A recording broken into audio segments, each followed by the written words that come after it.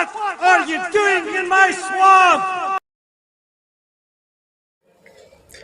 Hello everybody, this is Ogre Boy, and I'm going to be doing my review for the 2020 movie, The Witches. This is one that I was recommended to watch and review by Sarah Ng when I did my 200 subscribers giveaway. And today I watched both this version and the original version from 1990. I decided not to do a review for the 1990 version on YouTube, but I do have a review for it up on my letterbox. I'll leave a link to that review in the description box, so if you want to check it out. So I'm gonna go ahead and get on with this one, and I will talk a little bit about the original one and everything in this review too. So so this movie follows a young boy who goes to live with his grandmother after his parents were killed in a car accident, and he and his grandma have trouble starting at first. He doesn't want to eat and stuff because of his grief and pain from losing his parents and everything, but eventually he starts warming up to his grandma, and their relationship gets better and everything, and he's able to start moving on. And they go to this grocery store, and he ends up coming across a witch who tries to give him the snake. And when he gets home, they get home later and stuff, he tells his grandma about it, and she tells him a story about seeing this witch when she was a kid. It turned one of her childhood friends into a chicken, and how nobody believed her that the chicken was a girl and everything. And they decide to go to this hotel to try to get away from the town for a little bit, and the boy ends up going into this room where there's a big meeting starting and everything. He doesn't realize it, but it's like a meeting for witches, and he overhears them talking about plans of turning all the kids into mice. And one of the boys that he meets a little bit earlier in the movie, named Bruno, gets turned into a mouse right in front of him and stuff, and it runs and everything, and they end up catching the main character. He doesn't actually have a name in this one. In the original version, his name was Luke, but in this one he doesn't actually have a name. I think he didn't in the novel either, because I think that's why he doesn't have a name in this one. But they end up finding him in the Grand High Witch, played by Anne Hathaway in this version,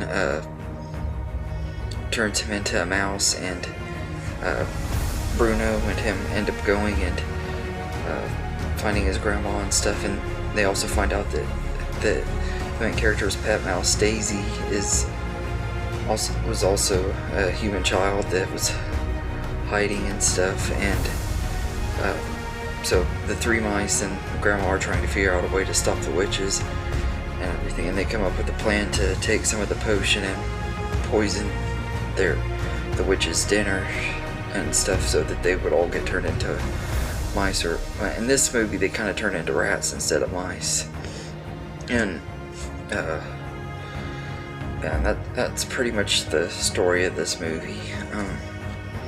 I was really impressed with this one. I really went in here with low expectations, didn't expect to like it. I thought it was just going to be a pretty bad remake. I should have known that I would like it quite a bit, because Robert Zemeckis is a really great director and one of my favorite directors, and he does this movie and everything, so I should have been more excited for it than I was. And I think he did a really good job with this movie. I know a lot of people hated it and said that he's losing his touch and stuff. I haven't kept up in recent years. Unfortunately, I need to see some more of his recent movies, but I thought he did a great job with this movie, and it really surprised me and everything. His directing, I thought, was really good. The cast in here was all really good. The kid actors, who are mostly just there to voice the characters, are really good. I personally think they're a lot better than the kid actors in the original movie. And and everything, especially the one that plays Bruno. Bruno is not near as annoying or anything in this movie, and the kid who plays him and does his voice is a lot better than the one in the original, personally. And the one that plays the main character that would in the original, his name was Luke. I thought he was okay in the original version, the kid actor in that one, but I think that this one was a little bit better and everything. And then Kristen Chenoweth, who's an actress I really don't really like. There's just something about her that gets on my nerves and everything. And she actually did annoy me a little bit in this movie, but not near as bad as she normally does. I guess I just tolerated her better in this movie, and I can tolerate her. She's just not one that I really like. It's just that bubbly personality that she always has when she plays her characters. It kind of gets on my nerves. But I think she was okay too. But really, the two actresses that really carry this movie are Anne Hathaway and Octavia Spencer, especially Octavia Spencer. She's just really great as the grandma in this movie and everything, and she just was perfect in here. And she's one of those actresses, every time I see her in a movie, she always impresses me. I always seem to forget how much I really like her as an actress. She just is really, really good, and I still think she doesn't really get the credit she deserves and everything, and she's really great in this movie. And Anna Hathaway is another actress that I really like, and everything. She's actually one of my favorite actresses, and was actually really the main reason I had low expectations for this movie, because of her playing the Grand High Witch, or whatever they're called. She's called. I did not expect her to be very good in this movie, because Anne Hathaway isn't really known for playing villains, and this is one of those movie villains that is really iconic. Even though I hadn't seen the original version until all the way through till today, I had seen parts of it, and I've always known like Angelica Houston was amazing as that character. Even as a kid, I thought she was great in the parts of the movie I did see and everything. I was like, it's going to be really hard to top it, and I wouldn't say that Anne Hathaway is better than Angelica Houston. I think they're close to the same level. I know I'm probably the only person that would say that, but I think that Anne Hathaway was really good in here, and she has this accent in this movie. I'm not exactly sure what kind of accent it's supposed to be, but it's kind of spotty at some points, but I think it's pretty decent. If you've seen past movies where she's tried to have accents and stuff, this is a big improvement over some of them, like the movie One Day. But I think she was really good as this villain, and she really impressed me and everything. I didn't expect for her to feel intimidating or anything like that, and she really did. She did a good job with it. She really was creepy at times and everything. Alan Silvestri's score in this was really good too. Not one of his very best scores, but I think it was really good. Although I will say I think the score in the original one was probably a little bit better, because the original one felt more like a horror movie, and the score just made it feel even creepier. But the score in this one is still pretty good. And as far as like the special effects go, that's one thing that the original one was better on. It had a lot of amazing practical effects and everything, and like the witches and stuff looked really, really freaky and stuff, and they do in this one too. I will say that some of the CGI in here is really, really bad, and then some of it is really, really good. Like they combine CGI and makeup effects on Anne Hathaway and stuff, and I think they did a really good job on it. She looks really, really creepy at times, and I like that they tried to make her not look anything like the original actress or anything. I think that worked really well.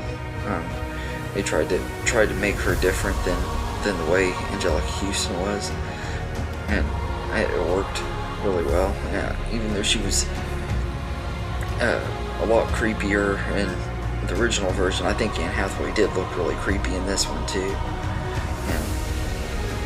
And I really just think this was a decent movie. It's not the best movie of the year or anything. I don't know if I'd say I like it more than the original version, but I don't think I really like it less either. I think I'd say they're about on the same same level, which is really hard to do for me. Usually I like one or the other a lot more than the other. Like for example, the Willy Wonka and the Chocolate Factory and Charlie and the Chocolate Factory. I like both versions a lot, but if I'm just gonna watch one of them, I would go to Charlie and the Chocolate Factory. With the witches, I don't know which one I'd want to watch if I watched both. If I watched just one of them, probably whichever one I have the easier access to, I guess. But all in all, I think The Witches was a really good movie. I really enjoyed it.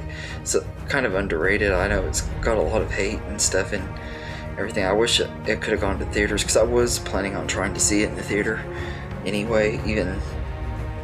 Even though I was skeptical about it, I was planning on seeing it in the theater. But of course, with everything that happened, that didn't happen. But I'm glad I still got to watch it tonight and everything. And thank you to Sarah Ang for recommending me to review this movie.